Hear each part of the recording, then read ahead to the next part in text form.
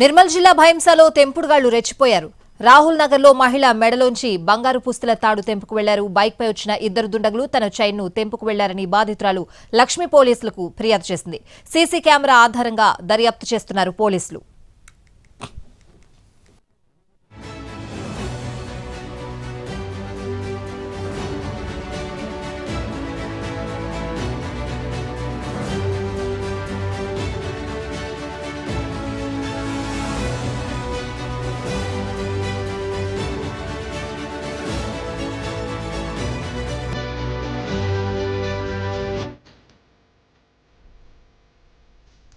నిర్మల్ జిల్లా భైంసాలో తెంపుడుగాళ్లు రెచ్చిపోయారు. రాహుల్ నగర్ లో మహిళ మెడలో నుంచి బంగారు పుస్తల తాడు తెంపుకు వెళ్లారు.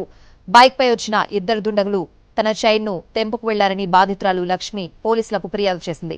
సీసీ కెమెరా ఆధారంగా దర్యాప్తు చేస్తున్నారు పోలీసులు.